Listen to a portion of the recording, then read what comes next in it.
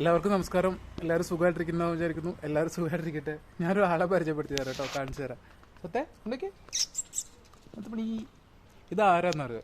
ഇത് ഏകദേശം ഒരു 2 വർഷം, ഇപ്പോൾ 3 വർഷമൊക്കെ ആയിട്ടുണ്ടാവും. 3 വർഷങ്ങൾക്ക് മുന്നേ കുഞ്ഞായിട്ട് കുറേ പൊടിക്കുട്ടികളുണ്ടായിരുന്നു. അവരുടെ അമ്മയ്ക്ക് ആരോ വിഷം കൊടുത്തിട്ട് എങ്ങനെയോ മരണപ്പെട്ട് അതിൽ ബാക്കി വന്ന കുഞ്ഞുങ്ങളായിരുന്നു. അവരൊക്കെ നമ്മൾ അവിടെ ഇവിടെയൊക്കെ നോക്കിയിട്ടൊക്കെ ജീവിപ്പിച്ചു.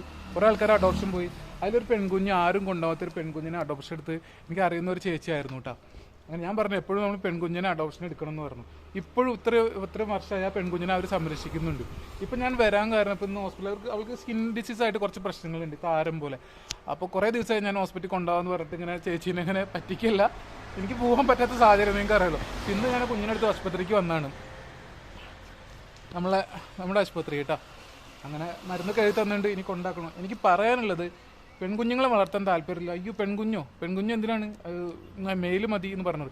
മെയിൽ ഡോഗിനെ നിങ്ങൾ കൊണ്ടുപോയാൽ ഒരു പരിധി കഴിഞ്ഞാൽ അവർ വീട്ടിൽ നിന്ന് ചാടി പോകാനാണ് എപ്പോഴും നോക്കുക. അവർക്ക് ക്രോസ് ചെയ്യാൻ, മേറ്റ് ചെയ്യാനുള്ള ആ ഒരു ടെൻഡൻസി വരുമ്പോൾ, മനസ്സിലായല്ലോ.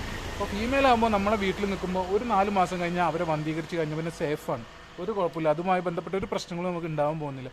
നിങ്ങൾ എപ്പോഴും ഒരു നാടനായ കുഞ്ഞിനെ ദത്തെടുത്ത് വളർത്തുമ്പോൾ ഒരു പെൺകുഞ്ഞിനെ എടുത്ത് വളർത്താനുള്ള ഒരു മുൻഗണന കൊടുക്കുക കേട്ടോ. ഓക്കെ, നമുക്ക് കാണാം.